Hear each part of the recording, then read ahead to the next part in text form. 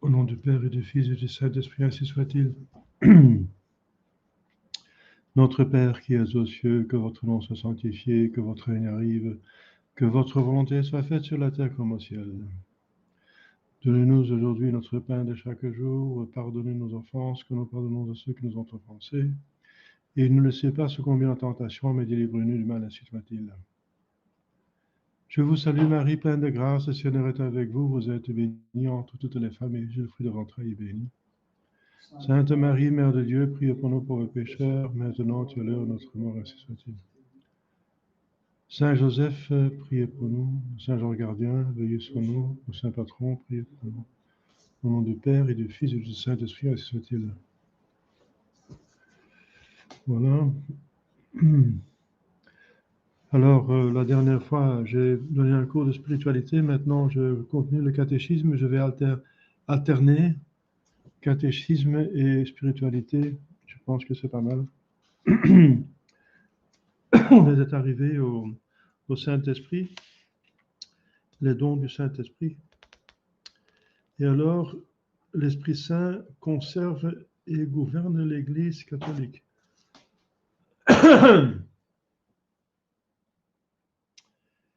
Alors, c'est d'actualité parce que justement, ça c'est très important. Parce que à cause de la crise de l'Église, ça veut dire l'infiltration dans l'Église par les ennemis, on a l'impression que justement l'Église n'est pas gouvernée, ou en tout cas pas infailliblement, par le Saint-Esprit. Parce qu'on a constaté, pour commencer, un concile, et normalement c'est l'Esprit Saint qui préside un concile, parce qu'un concile œcuménique, ça veut dire de tous les évêques du monde entier, est infaillible. On a appris à l'école, au catéchisme. Et le concile, il est hérétique. C'est lui qui a tout détruit. Ensuite, en 65, quand Paul VI proclame les décrets et les constitutions du Concile Vatican II, il publie les documents officiellement. Apparemment, toute l'Église le suit dans l'hérésie. Donc, toute l'Église, donc c'est comme si l'Esprit Saint a quitté l'Église, n'est-ce pas? Le Concile et l'Église et le Pape. Et le Pape, ah oui, le Pape, il est infaillible. Et apparemment, il a dit, apparemment, clairement, indubitablement, il a dit des hérésies. Et on pensait que l'Esprit Saint, il était infaillible par l'Esprit Saint, n'est-ce pas? Donc, c'est très important de bien comprendre, et c'est un dogme, que l'Esprit Saint conserve et gouverne l'Église catholique. Alors, qu'est-ce qu'il y en est? Eh bien, il faut distinguer la partie divine, qui est celle-ci, l'Esprit Saint est Dieu, et la partie humaine, qui est errare humanum est, et peccare aussi humane est. Errare et peccare, c'est pas seulement l'homme peut se tromper, mais l'homme peut pécher. Même s'il a les plus hauts, n'est-ce pas, fonctions dans l'Église, il a même le charisme, n'est-ce pas, de l'infaillibilité et d'autres dons, et il peut encore, il garde sa volonté libre. Et libre, ça veut dire qu'il peut choisir entre ceci et cela. Et dans l'ordre moral, entre le bien et le mal. Le pape ne perd pas sa volonté libre, n'est-ce pas? Donc, alors oui, mais comment est-ce que ça se fait qu'il est alors infaillible s'il garde sa volonté libre? Eh bien voilà, justement. Parce que cette infaillibilité, j'en ai parlé déjà, elle est conditionnelle. Heureusement qu'on a eu le Vatican I, qui a bien déclaré l'infaillibilité du pape.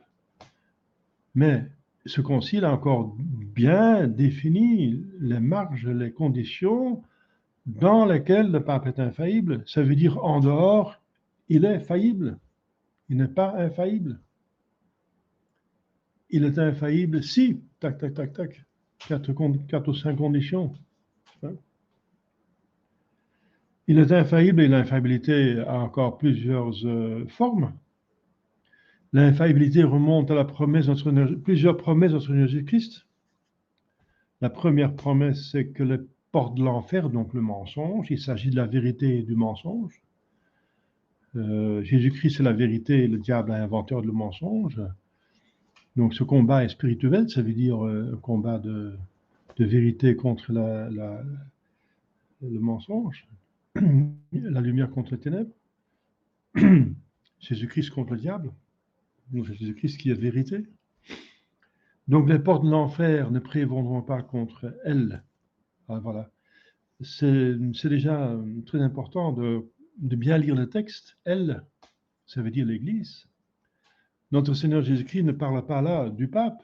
Bien sûr, avant et après, il parle du pape, mais pas quand il parle de l'infaillibilité. Quand il parle de l'infaillibilité, les portes de l'enfer ne prévaudront pas. Il n'est pas contre toi, Pierre, parce qu'il parle à Pierre. Pierre vient de confesser qu'il est fils de Dieu vivant. Il dit voilà, c'est pas vous qui le savez par vous-même, mais c'est Dieu qui vous l'a révélé, mon Père. Et moi je dis que tu es Pierre, parce que Simon de Bar-Yona, hein, Simon, fils de Yona, je te dis, je t'appelle maintenant Pierre, et sur cette pierre je bâtirai mon église. Et alors il faut bien écouter, et les portes de l'enfer ne prévaudront pas contre elle. Bon, ça ne veut pas dire contre toi, contre elle. Et on constate que les portes de l'enfer ont prévalu contre lui, que le pape a succombé, n'est-ce pas, que la papauté a été piratée par des francs-maçons, que les francs-maçons sont élus papes et qu'ils ont dit des hérésies. Alors c'est toute, n'est-ce pas, toute cette malentente. Il y a beaucoup de malentendus à ce sujet.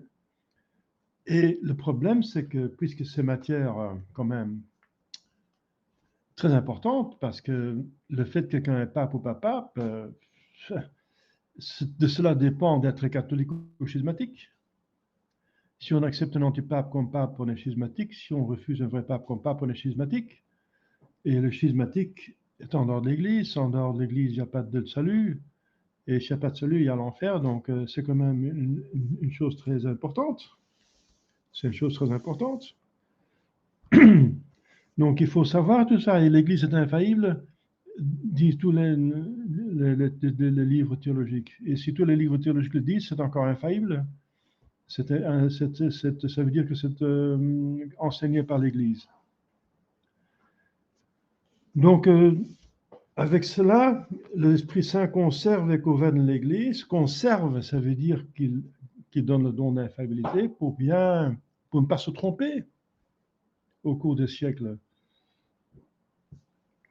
Pour que plusieurs choses. Pour que l'Écriture sainte ne soit pas corrompue non plus. C'est encore autre chose. On n'a plus les textes originaux de l'Écriture sainte. On ne les a pas depuis longtemps. Donc, ce qu'on a, ce sont des versions. On a plusieurs versions. La version latine, c'est la plus connue, c'est la Vulgate. C'est la seule aussi qui a été canonisée par un concile, le concile de Trente. Le concile de Trente, quand il s'est assemblé, il avait deux livres à conseiller, n'est-ce pas, qui se trouvaient au milieu du concile sur une table. L'Écriture sainte, la Vulgate, et la Somme théologique de saint Thomas. C'est tout ce qu'ils avaient. Et ça suffit. L'Écriture sainte et la tradition. La tradition cristallisée par saint Thomas d'Aquin, qui a résumé toute la doctrine des pères de l'Église, la tradition, des papes et des conciles. Donc, l'Esprit Saint, n'est-ce pas, qu'il conserve l'Église et gouverne. Eh bien, si on prend déjà conserve, eh bien, il conserve les sources de la foi. Il fait en sorte que les versions qui sont acceptées par l'Église, parce que c'est pas seulement la Vulgate qui est bonne, bien sûr, on peut consulter avec certitude aussi les autres versions qui sont acceptés par l'Église. Justement parce qu'ils sont acceptés par toute l'Église, pendant des siècles, c'est infaillible. C'est encore un autre critère d'infaillibilité qui a été exprimé par les pères de l'Église au début, parce que les pères de l'Église étaient confrontés avec beaucoup d'hérésies. Le diable, après 3 siècles, n'est-ce pas, d'avoir attaqué l'Église, surtout physiquement, le temps des martyrs, après que l'Église est sortie des catacombes, il va surtout l'attaquer spirituellement par des hérésies, quoique les hérésies ont toujours existé aussi. Dès le premier temps, Saint Paul combat déjà les hérétiques. Les épîtres de Saint Paul, pour une grande partie, sont écrits contre les hérétiques, contre surtout les hérétiques juifs, les chrétiens qui viennent du judaïsme et qui étaient trop attachés à la loi et qui ne faisaient pas assez confiance à la grâce, et pas seulement la loi, mais la loi morale, bien sûr, elle est éternelle, mais la loi liturgique, elle était abolie, la loi de la cité aussi, la loi civile, elle était pas abolie, mais elle était aléatoire, elle était libre. La loi liturgique était abolie, interdite, sous peine de péché mortel, plus de liturgie dans l'Ancien Testament. La loi civile, on peut l'utiliser, mais pas obligé. Mais la loi morale, bien sûr, elle était éternelle.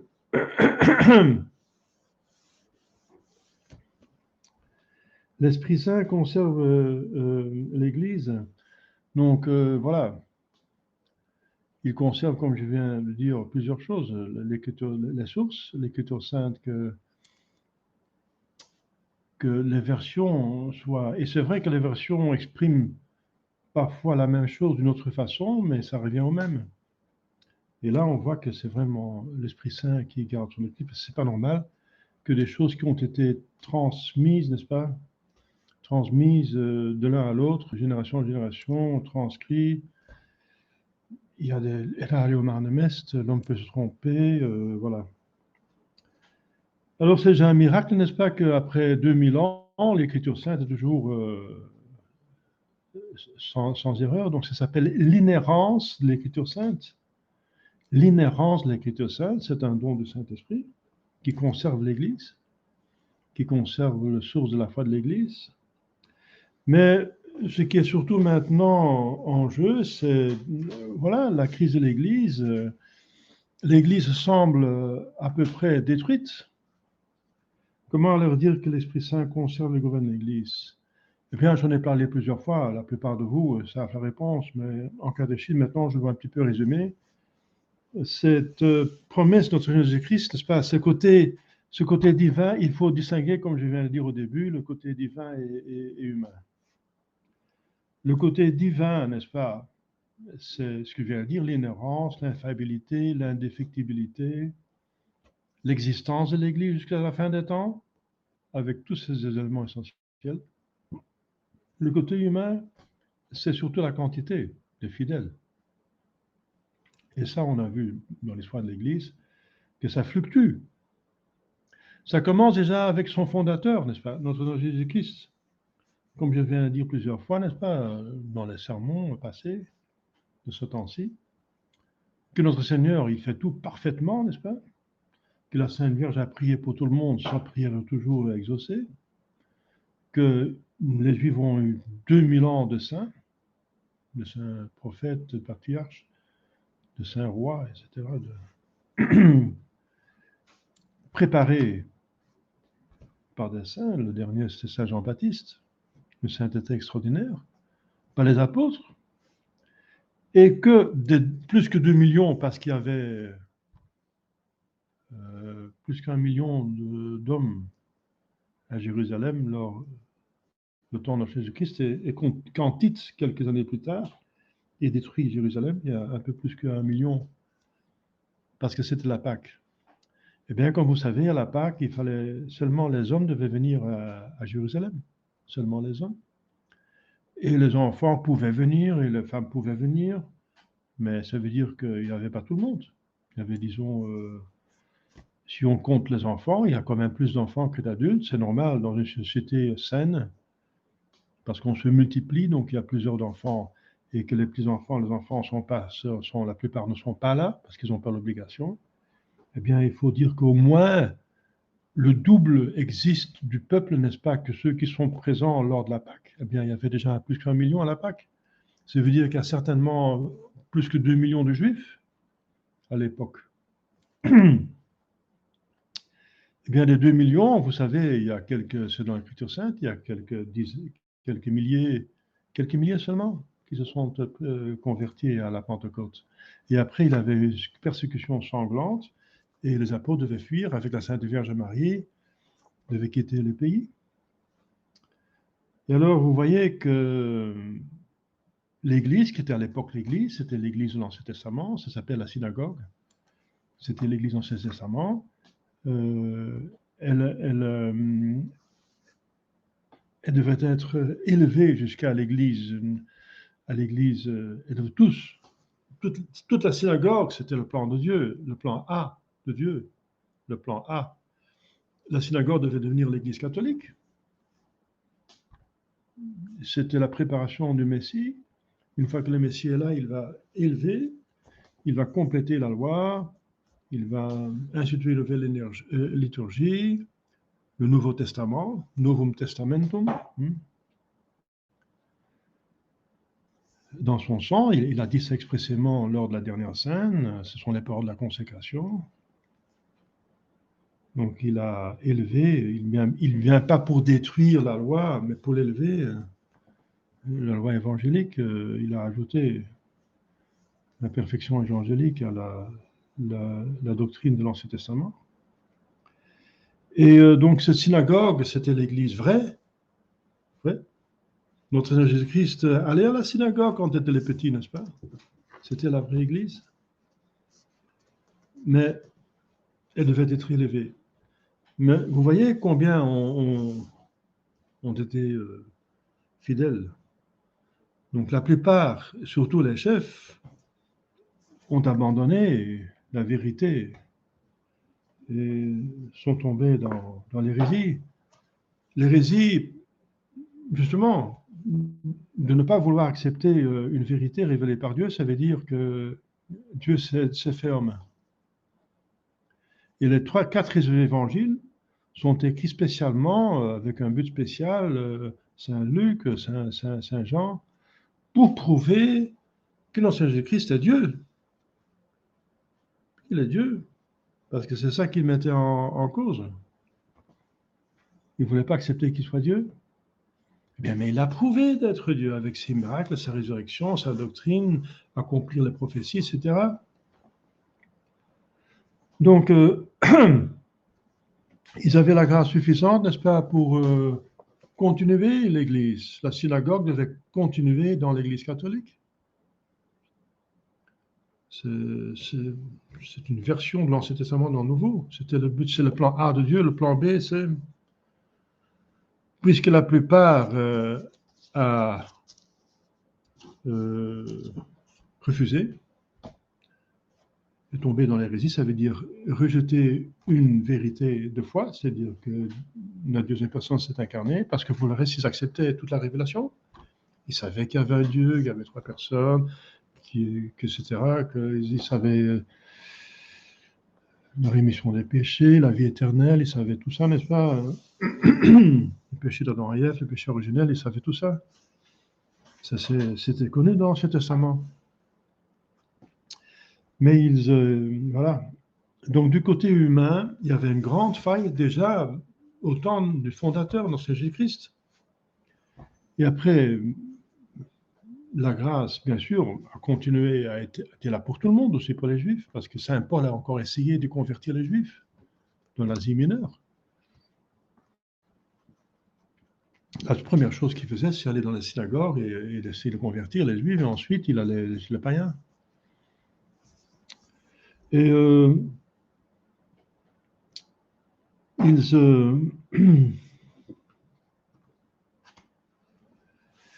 ils n'ont pas accepté, voilà. Donc du côté humain, on a la libre volonté. Et elle doit être utilisée pour le bien. Ils sont créés pour Dieu. Ils sont créés pour le ciel. Ils ont la grâce suffisante. Jésus avait les bras versés, n'est-ce pas, à gauche et à droite, pour tout le monde. Ça veut dire pour tout le monde entier. Tous les hommes ont eu la grâce suffisante pour se sauver. Mais combien se sont sauvés? Voilà. Donc, du côté de l'homme, on voit qu'il y a une grande faille. Et l'Église de l'Ancien Testament s'est pratiquement écroulée, n'est-ce pas? Jusqu'à ce qu'il y avait encore notre Seigneur qui restait, avec la Sainte Vierge Marie. Oui, la Sainte Vierge Marie, finalement, parce que notre Jésus-Christ est mort, la Sainte Vierge Marie était la seule qui a gardé la foi. À un certain moment, le samedi saint, il y avait encore une personne qui était donc membre de l'Église, dans le monde entier. Une personne qui était membre de l'Église visible, parce qu'on peut appartenir invisiblement à l'Église par le baptême de désir, etc. Donc, on a les rois mages qui avaient le baptême de désir, etc. Mais ils n'étaient pas juifs ni chrétiens, pas encore, n'est-ce pas? Et qui existaient toujours, ils sont devenus saints après, n'est-ce pas? Ils sont devenus même évêques, il me semble. Mais lors de quand notre Jésus-Christ est mort, vous vous rendez compte? Il y avait plus que 2 millions de juifs et le monde entier avait la grâce suffisante finalement d'accepter la révélation des juifs, devenus prosélytes. Ou en moins, si ça n'avait pas l'occasion de se sauver par une intention, mais alors ils ne sont pas vraiment membres de l'Église visible. Il y avait un seul membre qui restait de l'Église visible, la Sainte Vierge Marie, parce qu'elle n'avait pas perdu la foi. Elle savait que notre Jésus-Christ allait ressusciter. Elle n'avait pas le moindre des doutes. Et la résurrection, avant la résurrection, était un point de foi. C'était 2 fois de croire dans la résurrection. Parce que notre Jésus-Christ, donc Dieu, l'avait révélé plusieurs fois aux apôtres. Il avait dit plusieurs fois, je vais être tué et je vais ressusciter. Clairement, c'est Dieu. Et il savait que c'était Dieu. Saint Pierre disait, tu es le Fils de Dieu. Donc Dieu révèle.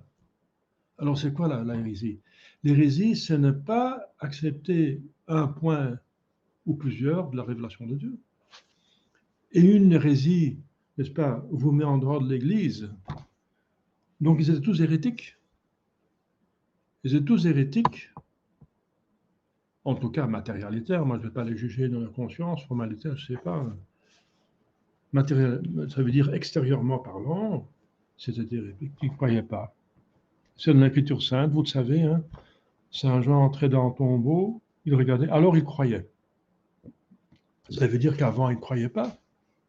Même Marie-Madeleine, n'est-ce pas, qui aimait Jésus, qui l'aimait plus qu'il croyait en Jésus-Christ, parce qu'elle non plus, elle ne croyait pas à la résurrection. La preuve, c'est que elle va dire à l'homme qu'elle voit, c'est notre Seigneur Jésus-Christ, mais elle ne le reconnaît pas au jardinier. Où est-ce qu'on a mis notre Seigneur, mon Seigneur? Est-ce que vous savez où on a mis mon Seigneur? Donc, elle ne croyait pas à la résurrection. Elle voulait juste embaumer son cadavre, n'est-ce pas? Achever le travail qu'elle n'a pas pu faire à cause du grand Shabbos. C'était le sabbat, on ne pouvait pas travailler, n'est-ce pas? Le samedi, c'était comme un dimanche pour nous. Il était mort le vendredi soir, donc on pouvait pas, elle n'avait pas le temps pour faire ça convenablement. Dans le noir,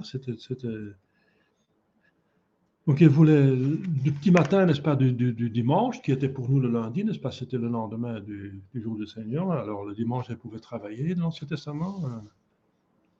Elle va pour embaumer le temps. Donc, je reprends. Un certain moment, après le travail que notre Jésus-Christ a fait, on ne peut pas faire mieux que notre Jésus-Christ.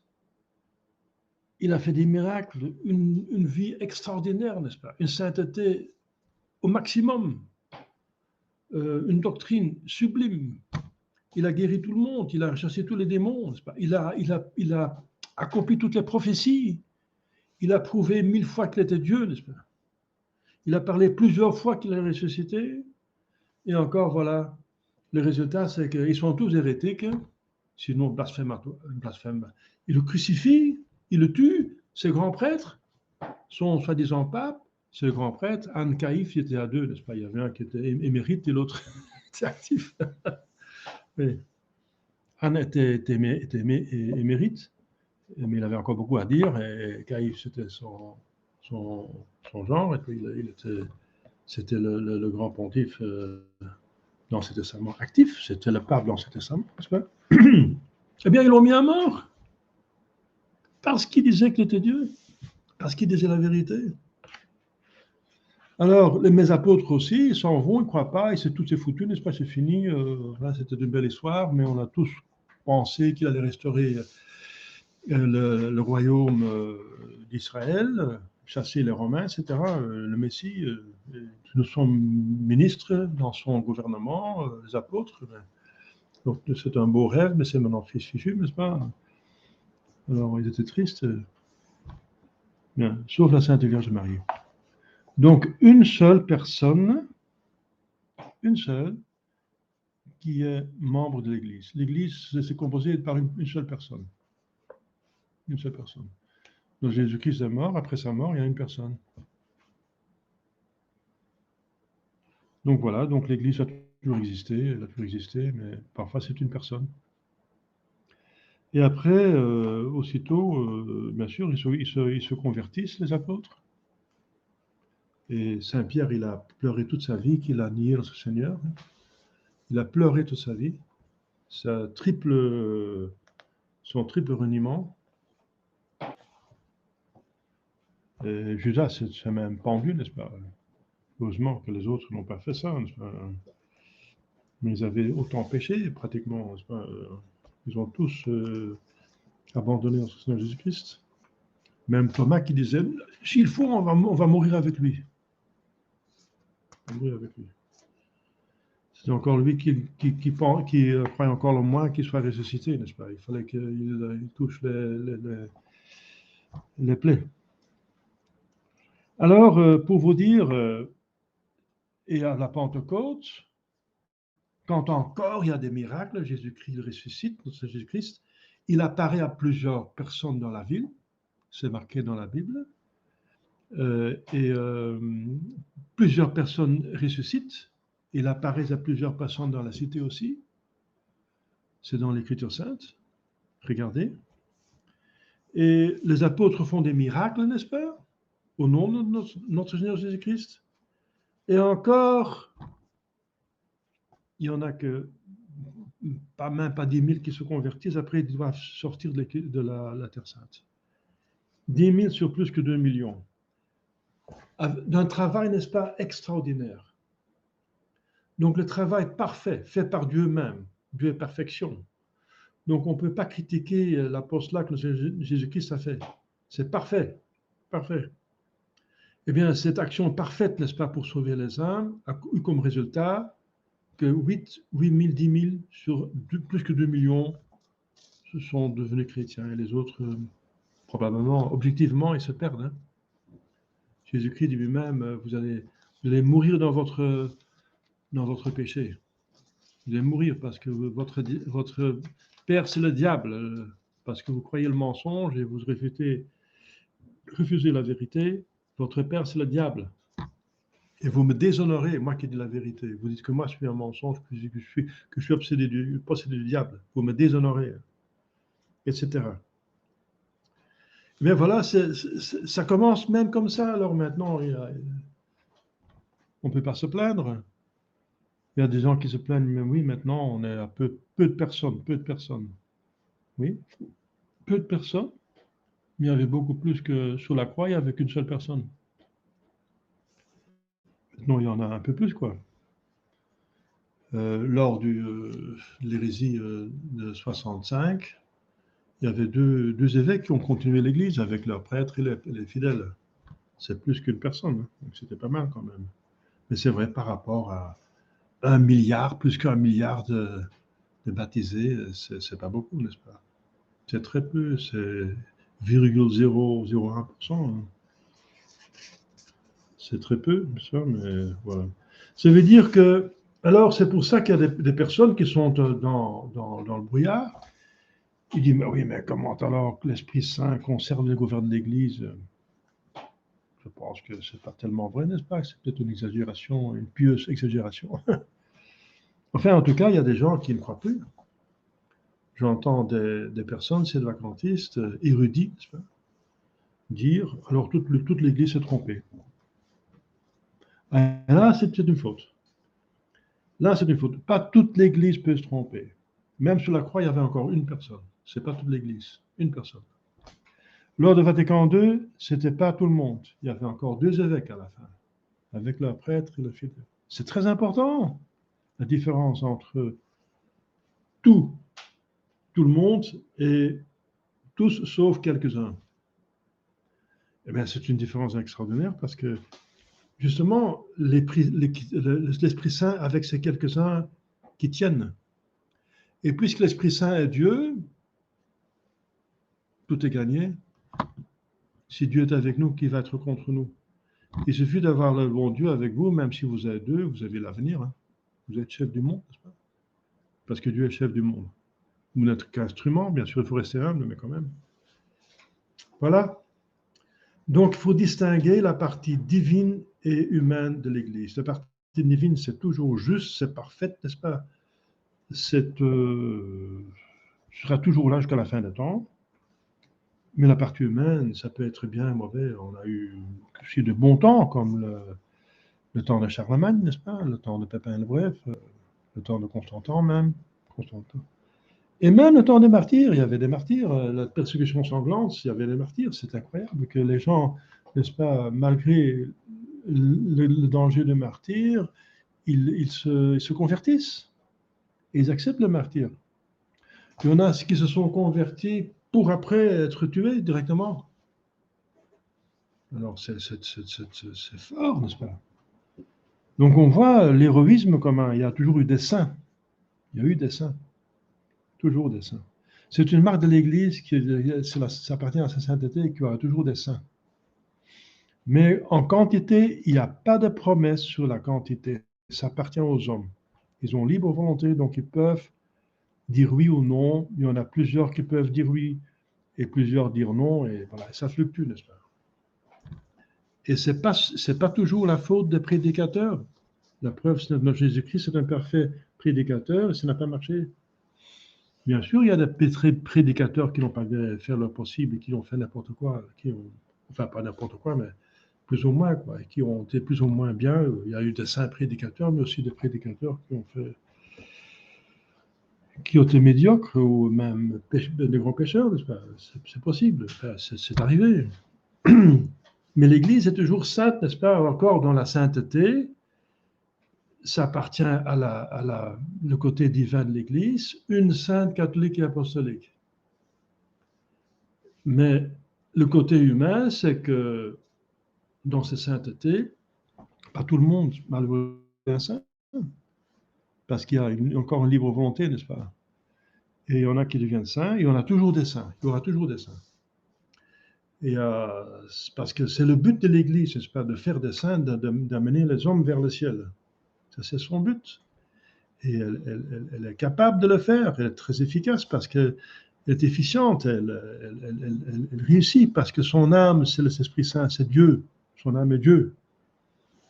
Voilà, de l'Église.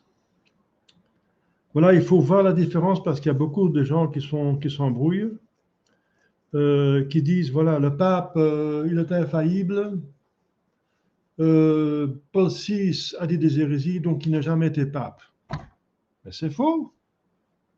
C'est absolument faux. Pourquoi? Parce que l'Église est infaillible, justement. L'infaillibilité de l'Église est plus importante que celle du pape. Parce que Jésus-Christ dit, les portes de l'enfer ne vont pas contre elle, c'est l'Église. Donc l'Église est infaillible. Si l'Église accepte un pape comme pape, si c'est toute l'Église, elle ne peut pas se tromper. Si c'est toute l'Église. Tous. Parce que si c'est toute l'Église, c'est l'Esprit Saint qui est garant. Si c'est une partie, Ça veut dire la partie qui dévie, naturellement, pas comme les protestants, les schismatiques orientaux, c'est la moitié de l'Église, paf. Mais l'autre moitié, l'autre partie de l'Église, qui reste fidèle, bien sûr, est animée par l'Esprit Saint. Donc il y a toujours une partie de l'Église qui va être animée par l'Esprit Saint, qui va continuer l'Église, et l'autre qui va arrêter d'être partie de l'Église. Voilà. Donc, lors de Vatican II, n'est-ce pas, c'était vraiment, oui, très, n'est-ce pas, traumatisant. Moi, je l'ai vécu. Ceux qui ont vécu l'Église avant le Concile, 1 milliard de membres, avec un pape, j'ai encore connu Pie XII. J'étais petit, mais je l'ai connu. Je l'ai connu, Pie XII. Je me souviens que j'entends par la radio dire qu'il était décédé. Je sais exactement le lieu où je me trouvais. Et la radio était là, sur l'armoire, sur le dressoir, n'est-ce pas, dans la demeure de notre maison, au rez-de-chaussée de rue Cazestraat à Villerec, n'est-ce pas, en 58. Eh bien, je sais très bien, n'est-ce pas, je me rappelle, Pie XII. Il me donnait l'impression d'être très sain, n'est-ce pas, de souffrir et de tout, avoir un esprit surnaturel extraordinaire, n'est-ce pas. On voit qu'il souffrait et qu'il méritait beaucoup, n'est-ce pas, mais qu'il était, oui, pas capable de tout, encore, tout arrêter, tous les méchants, c'était devenu trop fort, c'était un envahissement. Il n'a pas réussi ce que Pie X a pu faire. Pie X a encore arrêté, n'est-ce pas, l'infiltration, mais lui, il n'a pas pu le faire. Eh bien, donc, donc l'Église est infaillible. Il faut parler de l'infaillibilité de l'Église. Et on en parlera plus tard, ça va passer, mais ça va ensemble puisque, voilà, infaillible. On en parle plus tard. C'est important, n'est-ce pas, de voir ça, que l'Église conserve, ça veut dire conserve sa foi, donc infaillible. C'est lié, c'est par l'infaillibilité que l'Église conserve, que l'Esprit Saint conserve dans l'Église le dépôt de la foi. C'est par son infaillibilité, mais c'est l'Église qui est infaillible. Bien sûr, le pape est aussi infaillible. Eh bien, l'Église est aussi infaillible. Si c'était entière, est infaillible. Entièrement. Si c'était entièrement, elle ne peut pas se tromper. Eh bien, ça, c'est la condition. Si c'est une partie, même la plus grande partie peut dévier. Comme pendant le Concile Vatican II, c'était 99,89% qui a dévié. Donc, ça, c'est la condition que l'Église soit infaillible, c'est entière. C'est entière. Eh bien, il y a des conditions pour l'infaillibilité du pape, comme vous savez. Il a l'infaillibilité extraordinaire, c'est défini par le Vatican I, si, comme tête de l'Église, pas comme théologien privé, etc., comme tête de l'Église, il parle pour toute l'Église, pas seulement pour une partie, pour les Français, pour le corps médical, pour le monde de l'enseignement, non. Pas pour, il parle seulement aux prêtres, non, mais il parle à toute l'Église. Comme pour le dogme, par exemple, de la conception immaculée de de Marie. Dans la matière de foi et de mœurs, donc la matière de l'Église, pas parlant d'autres matières, dans la physique, pas d'astronomie, pas de mathématiques, mais dans la matière de l'Église, foi et mœurs, liturgie, etc. Et qu'il exprime qu'il va régler définitivement cette affaire, cette question. Ce sont les 4 conditions. Alors il est infaillible. Ça ne veut pas dire qu'il perd sa volonté propre, sa volonté libre, mais qu'il veut chercher la vérité, il veut dire la vérité, il la cherche, il consulte, n'est-ce pas, il réfléchit, il prie, et finalement, il accomplit ces 4 conditions, et à ce moment-là, il est infaillible. Pourquoi? Parce qu'un homme n'est pas infaillible en tant qu'homme, n'est-ce pas? C'est seulement Dieu qui est infaillible. Mais comment ça se fait qu'alors le pape à ce moment-là est infaillible? C'est parce que l'Esprit Saint, alors, va tellement illuminer son intelligence qu'il voit clairement la vérité, qu'il n'a plus aucun doute, et qu'il a la volonté pour le proclamer, et que les circonstances sont aussi organisées qu'il puisse le faire, et qu'il le fait, voilà, aidé par la grâce. Donc, c'est pas qu'il n'a pas de volonté libre, mais c'est que la volonté libre, n'est-ce pas, est portée par la grâce, et l'intelligence surtout, parce qu'il s'agit de la vérité, c'est une question d'intelligence, eh bien qu'il a tellement une vision claire de la chose qu'il ne peut plus se tromper. Voilà. C'est comme les écrivains, les saints écrivains, les écrivains de l'Écriture sainte, ils ont eu la même chose. Ce sont eux qui ont écrit la Bible. Moïse avait un autre style que Daniel, que Josué, n'est-ce pas, que David, que Salomon, que Isaïe, donc tout le monde avait son style. Mais c'est Dieu qui écrivait. Comment ça alors? Ils ont eh bien la même chose. Qui lui met tellement son intelligence qu'il voyait très clair la chose qu'il devait écrire sans aucun doute, et qu'il avait la possibilité de l'écrire, etc., et de la faire, et de l'exécuter. Voilà. C'est dans ce sens-là que Dieu a écrit la Bible. C'est dans ce sens-là que le pape est infaillible. Mais c'est conditionnel. C'est seulement quand il y a les 4 conditions. Ça veut dire, quand même, qu'en dehors ces conditions, il n'est pas infaillible. Sinon, ces conditions n'ont pas de sens. Sinon, il faut dire, dès qu'il est pape, il est infaillible. Voilà, c'est tout. La condition d'être infaillible pour le pape, c'est d'être pape. Ah non, ça n'a jamais été dit. Ça n'a jamais été dit. Même plus, dans le Concile Vatican I, j'ai mis ça sur mon site Scaterex, n'est-ce pas, .eu/fr pour les Français. Alors, il s'agit de pape, c'est pas une infaillibilité.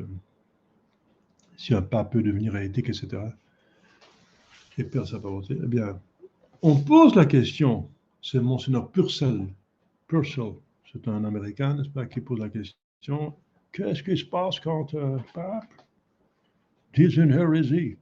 Parce qu'ils ont examiné toute l'histoire de l'Église, parce qu'il y a des papes. Ah oui, c'est un peu compliqué, n'est-ce pas? Les papes, n'est-ce pas? Il y a des papes qui ont été accusés d'hérésie. Commencer par le pape Libère, l'arianisme, et l'autre Honorius de monophysisme, n'est-ce pas? Et il a été condamné par un concile et par un pape, etc., comme hérétique. Il est condamné par un pape subséquent, par un concile d'hérétique.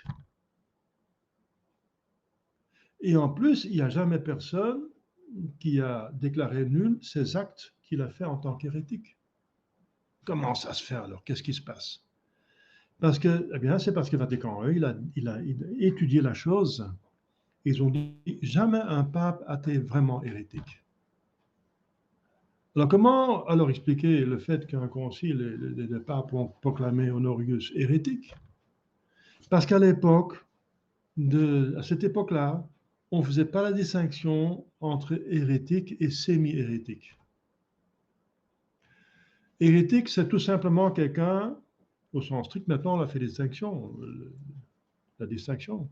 Mais la distinction existait encore à l'époque, justement, parce qu'on le disait hérétique, mais quand même, on le disait encore pape.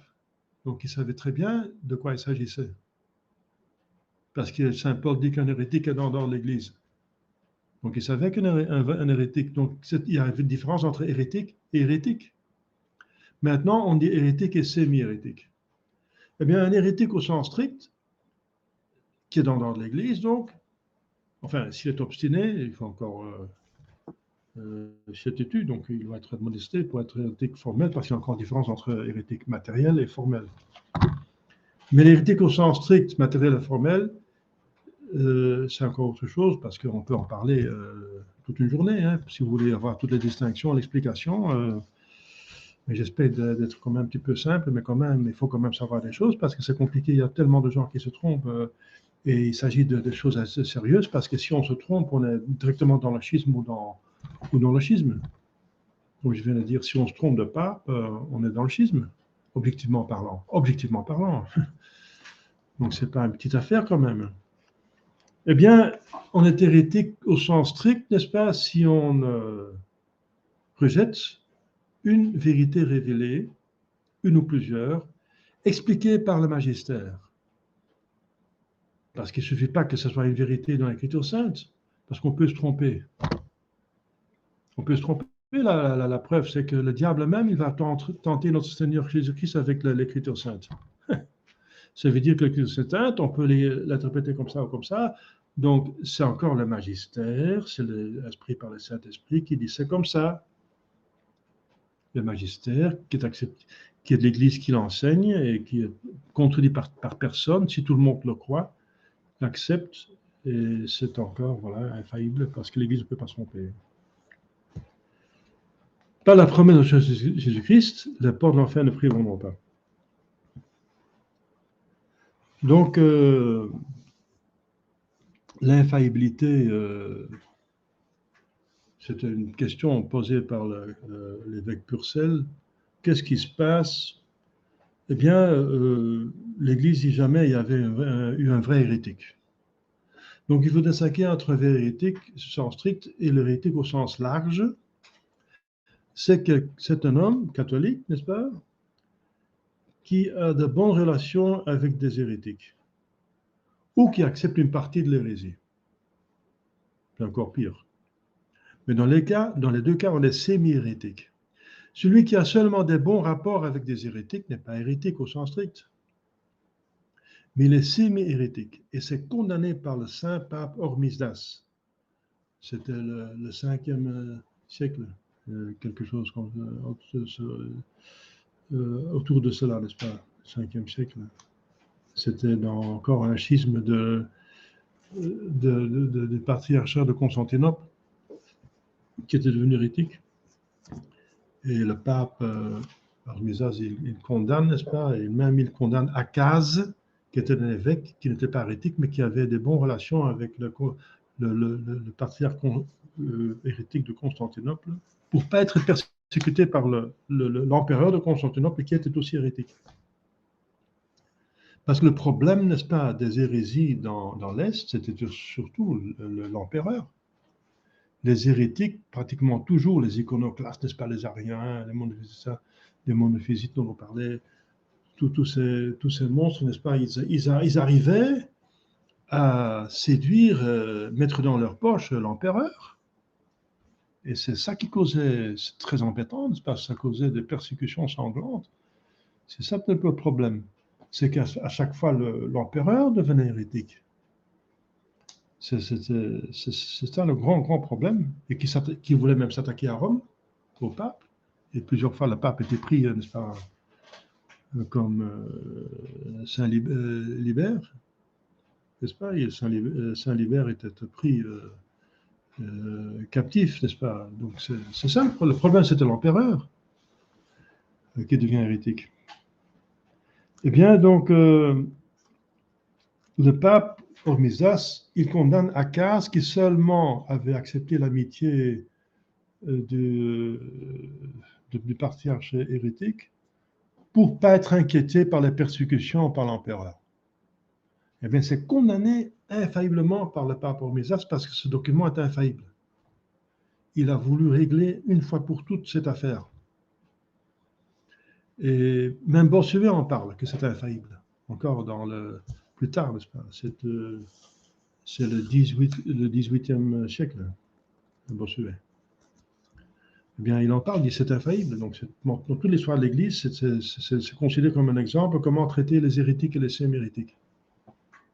Eh bien, pape Honorius, qui est condamné par 2 papes et le concile pour hérétique, eh bien, c'était pour condamnation de semi-hérésie. Parce qu'il n'avait pas clairement donné la formule catholique que notre Jésus-Christ, il a 2 volontés physiques. Il a une volonté humaine parce qu'il a une âme humaine, il a une volonté divine puisqu'il est Dieu. Il a deux volontés physiques. Et il a une volonté morale, ça veut dire que ces deux volontés sont une. Ils veulent la même chose dans ce sens. Ils veulent toujours, c'est-à-dire que la volonté humaine est toujours soumise à la volonté divine en notre Seigneur Jésus-Christ.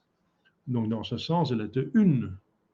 Donc, dans le cadre, n'est-ce pas, d'une hérésie qui enseigne qu'il y a une volonté physique seulement en notre Seigneur Jésus-Christ, si elle est humaine, ça veut dire qu'il n'est pas Dieu, c'est une variante de l'arianisme, n'est-ce pas? Et si elle est divine et pas humaine, elle nie l'incarnation. Dans les deux cas, c'est la catastrophe. Donc, notre Jésus-Christ est totalement homme et totalement Dieu. Donc, en tant que Dieu, il a une volonté divine, bien sûr, et toutes les perfections. Et en tant qu'homme, il a corps et âme. Il a corps et âme humaine. Et à l'âme appartient d'être intelligence, volonté et mémoire, et d'animer un corps. Bien sûr, il n'avait pas une personnalité humaine. C'est lui qui use de la volonté libre. Comment on use de la volonté libre, c'est la personnalité. Mais d'avoir une volonté libre, ça appartient à la nature, n'est-ce pas, humaine. Donc, notre Jésus-Christ a deux volontés physiques, le physique humain et le physique divin. Ça veut dire l'être humain et l'être divin appartient d'être volonté libre. Deux, pas une volonté. Mais le pape, il pensait comme ça, n'est-ce pas? C'est un homme paisible, n'est-ce pas? Il voulait la paix. Il en avait marre, n'est-ce pas? Tous ces disputes, n'est-ce pas? Dans les pinailleurs des Grecs qui pinaillent surtout, n'est-ce pas? Il se disait, ça va passer. Ça va passer. Je ne vais pas encore condamner tout le monde, là, parce qu'alors l'empereur s'est condamné, alors c'est encore la persécution, le bazar, n'est-ce pas? Je vais faire une déclaration qu'effectivement, en Jésus-Christ, il y a une volonté, mais il voulait dire une volonté morale. Que Jésus voulait toujours la même chose, dans ce sens-là. Qu'il n'avait pas deux volontés qui sont contradictoires. On voit bien dans le jardin des Oliviers que notre Seigneur Jésus-Christ a deux volontés, dont l'une se soumet à l'autre. Parce qu'il dit, mon Père, si c'est possible, laissez passer le calice. Quand il parle du Père, c'est son humanité qui se dirige vers Dieu. Mais Dieu est trine, donc il se dirige vers soi-même en tant que Dieu. Mais pour nous faciliter la chose, il part seulement du Père. Donc il dit, Père, si c'est possible, laissez passer le calice. Donc c'est son humanité qui voit cette souffrance atroce, n'est-ce pas, et qui repugne, n'est-ce pas, c'est repugnant comme tout, n'est-ce pas, parce qu'il va suer, n'est-ce pas, du sang par peur et par épouvante. Alors, voilà, c'est sa volonté humaine qui demande avec soumission. Et après, le Père, il dit oui, il fait comprendre qu'il doit subir. Parce que c'est le meilleur moyen. C'est le meilleur moyen pour convaincre, pour gagner le plus d'âmes. Que les gens voient combien ils nous aiment. Jusqu'où il va, jusqu'à l'extrémité, n'est-ce pas? Qui se laisse toucher par cela, n'est-ce pas? Eh bien, voilà, donc, la preuve qu'il a deux volontés, la volonté divine, le Père, et le Fils Saint-Esprit, c'est une volonté, n'est-ce pas? Parce qu'il y a une divinité. Il n'y a pas trois dieux, il n'y a qu'un seul Dieu. Donc, une volonté. Donc, si c'est la volonté du Père, c'est la volonté du Fils. Parce qu'il y a trois personnes, mais il y a une volonté. Et un Dieu. Et la volonté humaine qui dit, si c'est possible, laissez passer. Voilà. Mais pas ma volonté, mais la vôtre soit faite. Voilà, il dit, pas ma volonté, mais la vôtre. Ça veut dire, en tant qu'homme, pas ma volonté qu'homme soit faite, mais la volonté divine soit toujours faite. voilà, là on voit deux volontés en Jésus-Christ, humanité et divinité, et que l'humanité se soumet toujours à la divinité. Et c'est dans ce sens qu'elle est une. Moralement, elle est une. Voilà. Et le pape Honorius, qui est un homme paisible, qui veut la paix, n'est-ce pas, dans son église, il ne veut pas la pagaille, encore les disputes, il pense que ça va passer. Il fait un texte dubieux, n'est-ce pas, où il dit oui, Jésus-Christ avait une volonté, n'est-ce pas, mais une volonté morale.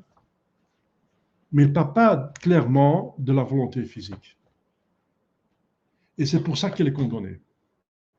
Parce qu'il a donc favorisé l'hérésie. Parce que c'est ce qui s'est passé, c'est pas ce qu'il a espéré que ça se passe, mais non. Les hérétiques ont pris ça comme occasion pour dire voilà, le pape le dit qu'il y a une seule volonté, donc voilà, et l'hérésie se propage encore beaucoup plus. Et ça fait un très grand dégât, n'est-ce pas? Très, très grand dégât. Donc, qu'est-ce que le pape aura dû faire? Directement dire clairement, ceci c'est la vérité.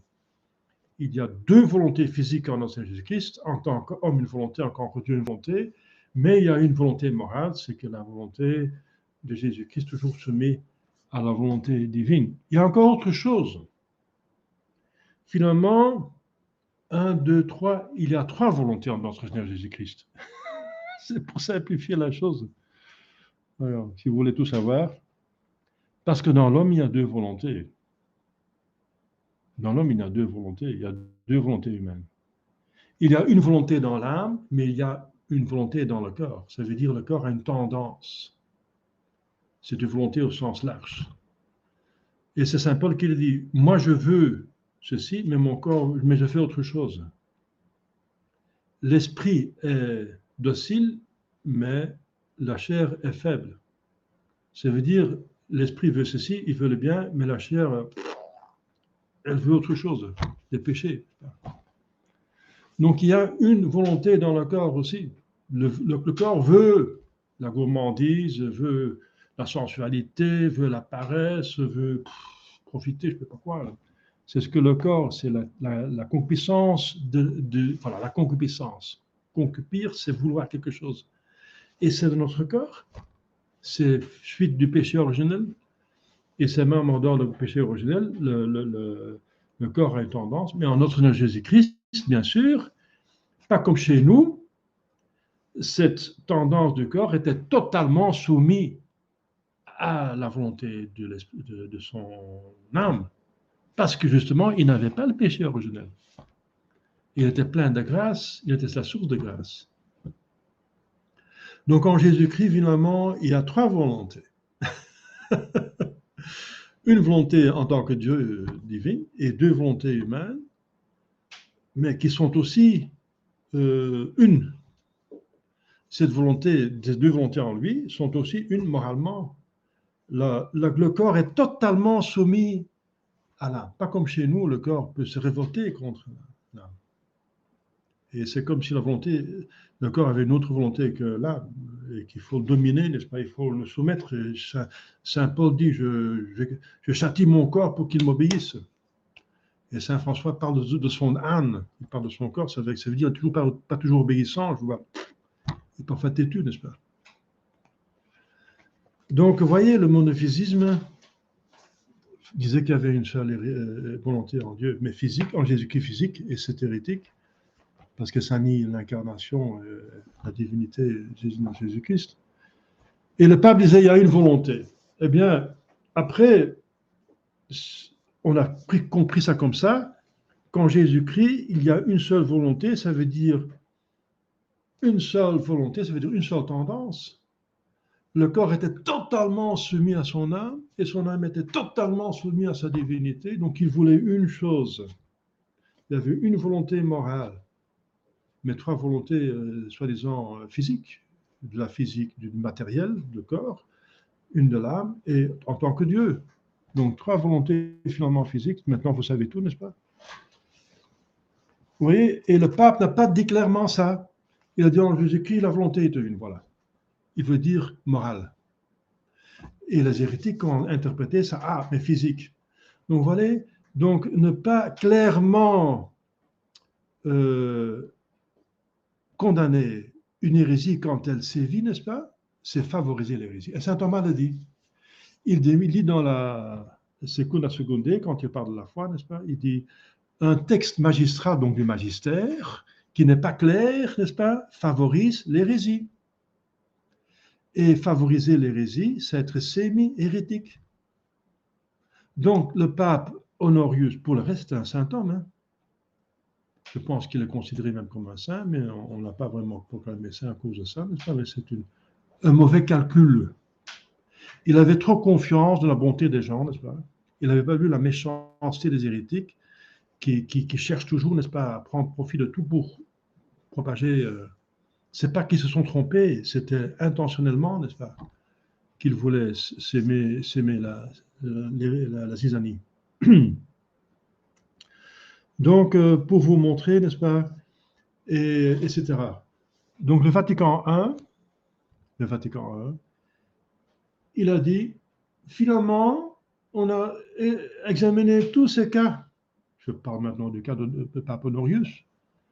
Je ne vais pas passer tous les cas, n'est-ce pas, qui étaient dans l'histoire de l'Église. Il y a encore un cas de Jean 22, n'est-ce pas, qui est quelque chose qui est considéré comme une hérésie par les universités catholiques, mais qui à la fin de sa vie dit oui, mais j'ai voulu dire autre chose, j'ai cité d'autres personnes, mais je croyais comme l'Église croyait. Alors, ouf, le pape ne voulait pas dire ça, donc il n'est pas hérétique. Donc, dans chaque cas, le problème, c'est qu'Adrien VI, qui est un pape, n'est-ce pas, il a écrit que beaucoup de papes ont dit des hérésies. Alors, vous voyez que les papes ont des hérésies. Alors, ils n'ont pas considéré qu'ils n'étaient pas papes. Donc, le pape, quand il dit une hérésie, non, parce qu'il a dit ça comme professeur de Louvain, ce n'était pas en tant que pape qu'il a dit. Et en tant que pape, ces livres ont été réédités, mais sans son approbation. Donc, il n'a jamais dit ça en tant que pape. Et voilà. Et le Vatican I, il a expliqué que tous ces soi-disant hérésies, c'est finalement des sémi-hérésies. Et un sémi-hérétique appartient toujours à l'Église. La preuve ferait que Jean 23 était sémi-hérétique. Il était sur la liste de suspects d'hérésie. Il a dit des choses qui favorisent l'hérésie, mais il n'a jamais dit une hérésie. Donc même sous Pie XII, n'est-ce pas, il était considéré comme un sémi-hérétique, donc suspect d'hérésie, mais pas hérétique. Et il était patriarche de Venise, donc s'il avait vraiment été hérétique, il aurait été éloigné par Pie XII, parce qu'un hérétique doit être admonesté, et s'il était tué, il était communié. Le fait que Jean 23, le Roncalli, n'est-ce pas, Roncalli, il n'a jamais été condamné par Pie XII comme hérétique, c'est qu'il n'était pas hérétique. Voilà, mais il était sémi-hérétique. Et il est toute sa vie sémi-hérétique, et un pape sémi-hérétique, c'est de la catastrophe. C'est parce qu'il favorise l'hérésie. Il a favorisé l'hérésie, il a favorisé Vatican II, qui est hérétique, etc. Il a commencé Vatican II. En plus, c'est lui qui a nommé Montini de nouveau cardinal, pour qu'après sa mort, il va être élu pape, n'est-ce pas? Il a préparé la voie que Montini, c'est Montini qui a fait le travail, n'est-ce pas? Qui a dit vraiment l'hérésie, vraie hérésie au sens strict. Donc il faut distinguer les choses. Vatican I a dit donc que le pape est infaillible, mais il faut 4 conditions. Et en dehors de ces 4 conditions, le pape peut dire des hérésies, parce que Vatican, Purcell, je reviens maintenant à cette histoire. Monseigneur Purcell posait la question dans le Vatican, est-ce qu'un pape peut devenir hérétique? Et la réponse de la commission théologique, dans le concile, en présence du pape et tous les évêques du monde, ils disaient, donc ils ont tous approuvé, donc c'est quasiment infaillible, mais d'une infaillibilité ordinaire, pas extraordinaire. C'est quand tout le monde est d'accord, tout le magistère est d'accord, il y a l'infaillibilité du magistère ordinaire, j'en parlerai plus tard. Eh bien, il disait, c'est jamais arrivé qu'un pape soit hérétique. Voilà. Parce que dès qu'on parle d'hérésie, c'était plutôt sémi-hérésie. comme pour Honorius, etc. Et Jean 22, etc. Et Libère aussi, il a favorisé l'hérésie. En disant une formule aussi ambiguë, n'est-ce pas, pour qu'il ne soit pas plus embêté par l'empereur, parce qu'il voulait gouverner l'Église. Il était en exil, alors il en avait assez. Alors il a souscrit une formule vague, ambiguë, mais qui n'est pas hérétique parce qu'on pouvait l'interpréter dans le bon sens. Et c'est vrai que d'un côté, le magistère n'a pas le droit de faire une déclaration ambiguë parce que ça favorise l'hérésie, mais d'autre côté, quand il y a une ambiguïté dans un texte magistral, nous, les sujets, ont le devoir de l'interpréter dans le bon sens. Il faut supposer que les princes de l'Église et surtout les chefs a voulu exprimer la vérité et ne pas voulu dire une hérésie. Et c'est ça qui complique encore la chose, surtout dans le Vatican II, n'est-ce pas? Parce que c'était fait exprès, faire des textes ambigus pour les interpréter de mauvais côté. Et nous sommes obligés de le bien interpréter, et les autres l'ont abusé pour mal interpréter. Donc c'est encore toute une histoire, n'est-ce pas, cette infiltration de Vatican dans l'Église par Vatican II. C'est vraiment un coup magistral du diable. Mais donc, si on parle de Saint-Esprit qui conserve l'Église, de l'infaillibilité, eh bien, il faut considérer, n'est-ce pas, plusieurs choses, n'est-ce pas, pour ne pas se tromper. Hein. Parce qu'il y en a beaucoup qui se trompent. Ils disent, il y en a qui disent Jean 23 est un hérétique. Non, il est sémi-hérétique. Et c'est seulement quand on est vraiment hérétique au sens strict qu'on perd la papauté. On ne perd pas par la papauté, par sémi-hérésie. Et là, ils ne font pas la distinction, ils se trompent. Ils disent que Jean 23 n'est pas pape parce qu'il a favorisé l'hérésie. Ah non, parce qu'Honorius aussi était sémi-hérétique. Et Jean 23 était sémi-hérétique avant d'être pape. Il n'était jamais inquiété par, enfin un petit peu quand même, mais pas, il est resté comme un patriarche de Venise. C'est la preuve qu'il n'était pas hérétique au sens strict, et que seulement l'hérétique au sens strict est mis en dehors de l'Église, et qu'il ne peut pas être pape. Voilà. Donc distinguer la chose. Et ensuite, autre erreur sur Paul VI, la même, mais encore une autre en plus, c'est que Paul VI, il a dit une hérésie. Puisque le pape ne peut pas dire une hérésie, il n'a jamais été pape. Alors ils sont en conflit avec le fait que l'Église n'est pas faillible. L'Église est infaillible. Et l'Église a considéré, toute l'Église entière a considéré Paul VI comme pape. Alors là, ils mettent cette infaillibilité, n'est-ce pas, incontestable, en question pour mettre en sécurité une infaillibilité du pape qu'il n'a pas. Je l'explique.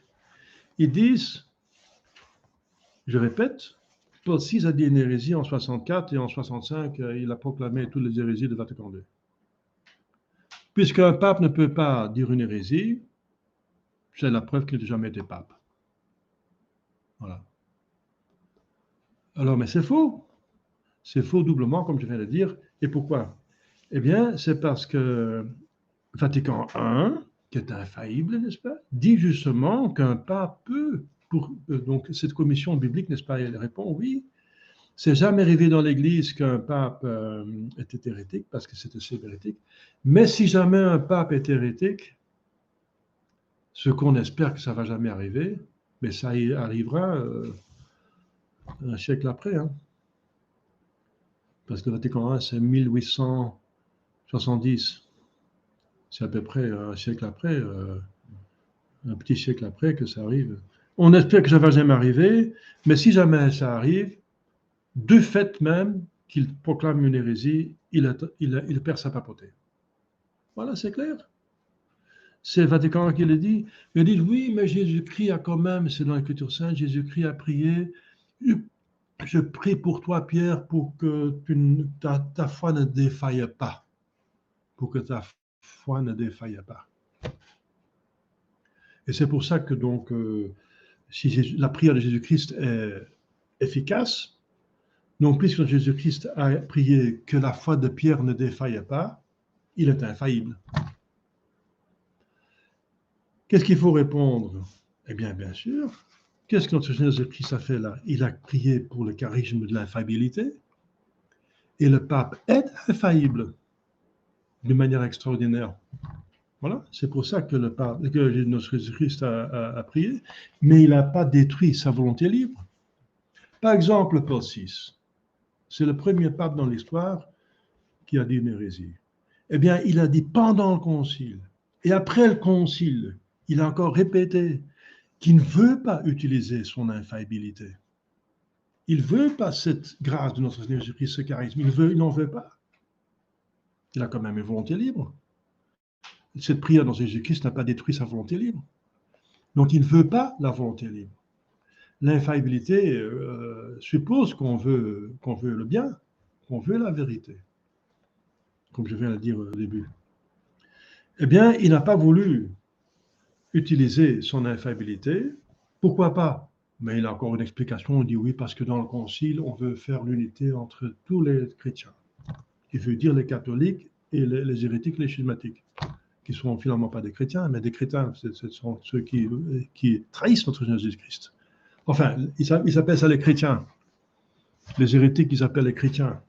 Un chrétien, c'est quelqu'un qui suit notre Seigneur Jésus-Christ. Et les hérétiques, justement, ne suivent pas notre Seigneur Jésus-Christ. Parce que celui qui vous écoute m'écoute. Donc, s'ils rejettent l'Église, ils ne sont pas chrétiens parce qu'ils rejettent... Enfin, on les nomme chrétiens, n'est-ce pas? Il y a beaucoup d'abus de langage. Hein. On parle de l'Église orthodoxe. Elle n'est pas orthodoxe, elle n'est pas l'Église. Orthodoxe, ça veut dire la droite foi. Et ils sont hérétiques. Et ils ne sont pas l'Église, c'est une secte. Parce qu'il y en a une seule Église, c'est l'Église catholique. Il y a un abus de langage, mais enfin, donc voilà, je ne vais pas parler de ça, sinon ça va durer trop longtemps. Donc, cette infaillibilité, le pape, Jésus-Christ a prié que sa foi ne défaille pas. Eh bien, mais le pape garde une volonté libre. Et Paul VI a dit pourquoi? Parce qu'il voulait donc, avec pendant Vatican II, il voulait donc avec Vatican II, il voulait donc faire l'œcuménisme, mais le faux œcuménisme. Ça veut dire faire l'unité, mais sans conversion. Donc en mettant tout le monde ensemble matériellement, mais pas formellement, pas dans la foi. Mais parce que l'unité se fait dans la foi. Non, non. Tout le monde peut garder sa foi, mais on se met ensemble et comment faire l'unité? Eh bien, on parle de tout ce qui est commun. Les catholiques, les protestants, les anglicans, les orientaux schismatiques, etc., ils croient tout en Dieu, donc on parle de Dieu. Ils croient tout en Jésus-Christ, donc on parle de Jésus-Christ. Ils croient tout dans la Bible, donc on parle de la Bible. Ils croient tout dans le baptême, donc on parle du baptême. Ils croient tout dans la rémission des péchés, donc on parle de la rémission des péchés, etc., etc. Ils croient tout dans le mariage, on parle du mariage. Ils acceptent tous la mission, donc on parle de la mission, n'est-ce pas, de parler aux autres, n'est-ce pas, de la foi. Mais ils ne croient pas, les protestants ne croient pas la dévotion à Sainte Marjorie, donc on se tait. Ils ne croient pas dans la messe en tant que sacrifice, donc on arrête ça. C'est la nouvelle messe. Ils ne croient pas que le prêtre, que la prêtrise est un sacrement, donc on n'en parle pas, on va parler du président de l'Assemblée, n'est-ce pas, etc. Donc, etc. Donc on va laisser tomber tout ce qui est différent. Eh bien, c'est condamné par Immortalium Animos depuis Pie XI, n'est-ce pas? C'est le faux œcuménisme. Eh bien, c'est pour ça qu'ils ne voulaient pas non plus parler de l'infaillibilité papale, parce que ce n'est pas accepté par les protestants, ni par les anglicans, ni par les schismatiques orientaux, n'est-ce pas? Donc, ils ne voulaient pas utiliser son infaillibilité. Ils ne voulaient pas dire moi, chef suprême, n'est-ce pas, pape, évêque de Rome, je proclame pour tout le monde va l'accepter, et celui qui n'accepte pas son anathème, n'est-ce pas, que ceci et cela, que la Sainte Marie est médiatrice de toutes les grâces, que le communisme est intrinsèquement mauvais, etc. On demandait au pape de dire ces deux dogmes, de condamner infailliblement le communisme et de proclamer la Sainte Vierge médiatrice de toutes les grâces. Il a refusé parce qu'il ne voulait pas heurter les schismatiques et les hérétiques dans leur refus de la papauté. Donc, il n'a pas voulu utiliser de son infaillibilité. Alors, il n'a pas d'infaillibilité s'il ne veut pas utiliser son infaillibilité. Parce qu'il n'a pas voulu clairement, la quatrième condition manque. Parce que le pape doit avoir la volonté d'imposer définitivement la chose pour tout le monde. Voilà. Et celui qui ne croit pas à la thémacite, eh bien, il ne voulait pas ça. Il voulait un concile pastoral. On fait un petit peu un sermon, voilà. Comme Saint Paul qui va sur la repas, dit Athéniens, je vois que vous êtes très pieux parce qu'il y a plein de. Je vois partout des temples pour plusieurs dieux, n'est-ce pas? Vous êtes très très pieux. Ils vont faire un petit peu captatio benevolentiae, la captation de la bienvolence, n'est-ce pas, des gens. Hein, c'est voilà, ma façon de parler pour briser la glace, comme on dit. Mais après, il faut y aller. Mais ça, Paul VI n'a pas fait. Saint Paul continue, et j'ai même vu un temple pour un Dieu que vous ne connaissez pas encore. Eh bien, c'est celui-là que je vais prêcher, et c'est le vrai Dieu. Et tous les autres sont des faux. Voilà. Donc, mais donc, Paul VI, bref, n'a pas voulu utiliser son infaillibilité. Donc, il n'était pas infaillible, parce que la quatrième condition manquait. Et c'est ça l'explication. Donc, Paul VI a dit des hérésies. Et que notre Seigneur Jésus-Christ dit, j'ai prié pour vous que votre foi ne défaille pas. Eh bien, c'est le charisme de l'infaillibilité, mais les conditionnels. Et Paul VI ne voulait pas accomplir les conditions, ne voulait pas être infaillible pour ne pas heurter les autres.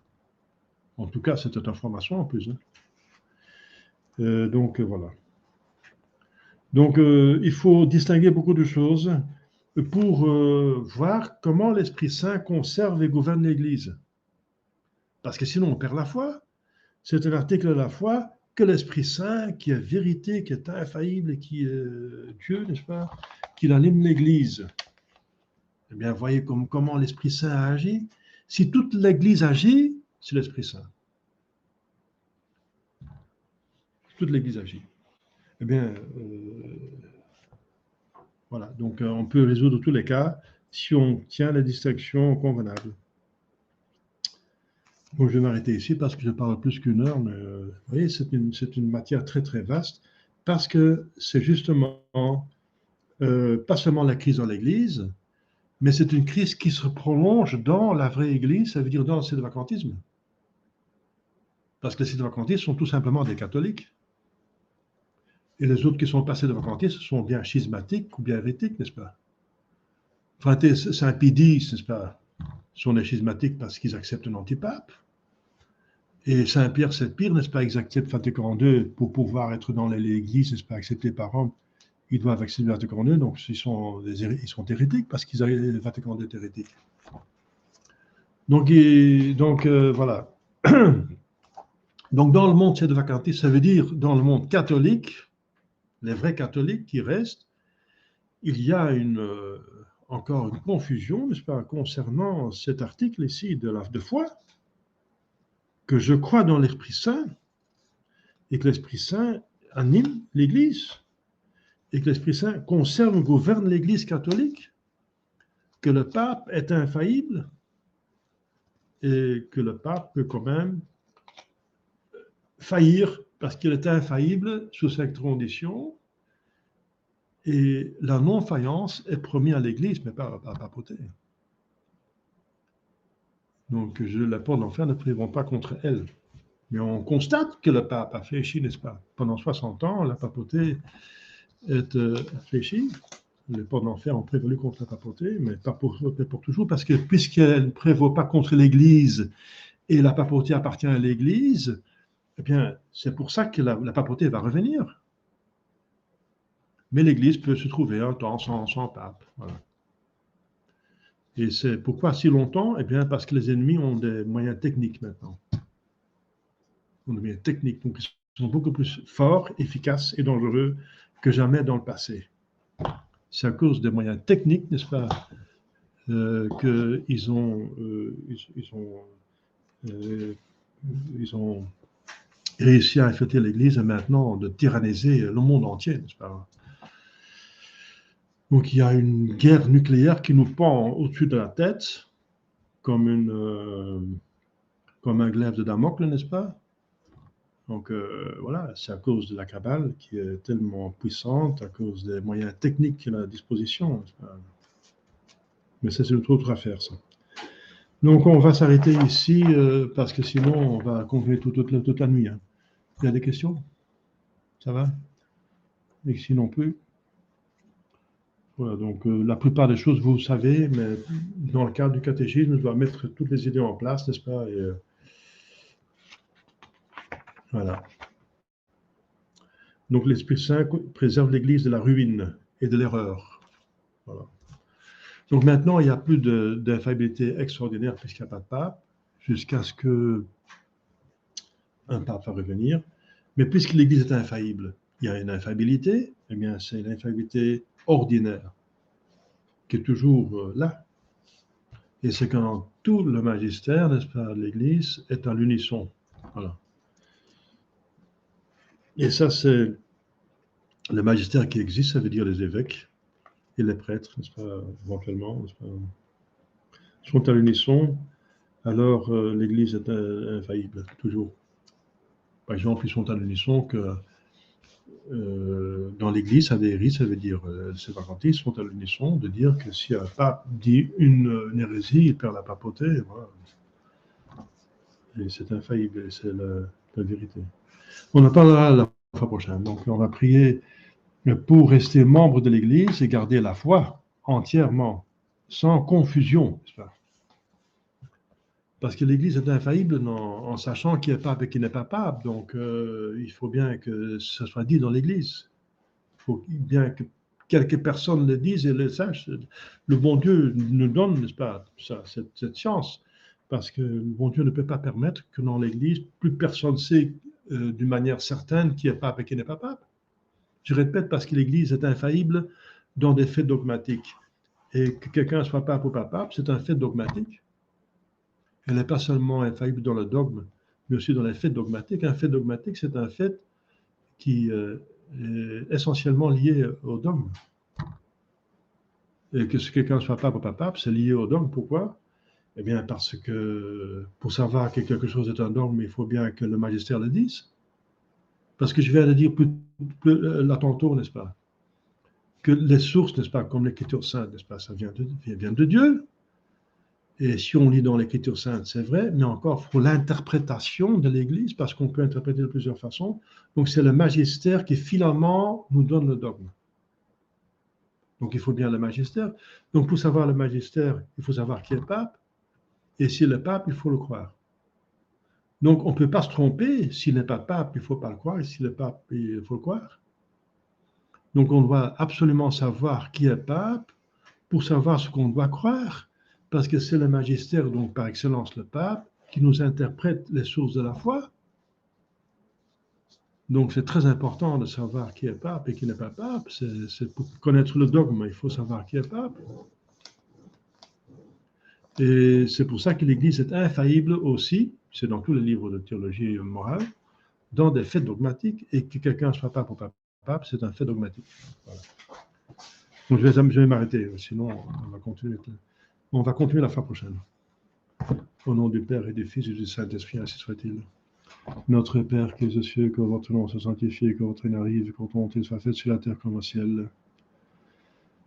Donnez-nous aujourd'hui notre pain de chaque jour. Pardonnez nos offenses, comme nous pardonnons à ceux qui nous ont offensés. Ne laissez pas succombir dans la tentation, mais délivrez-nous du mal, ainsi soit-il.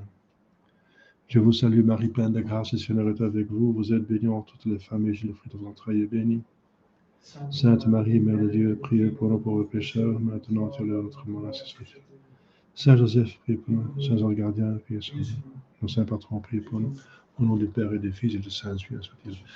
Diffusez la vérité. Hein, donc, la vérité n'est pas assez connue. Et voilà, priez pour moi et je prie pour vous. Et gardez la foi et vivez la foi. Prions pour la persévérance finale. Merci, bonne soirée.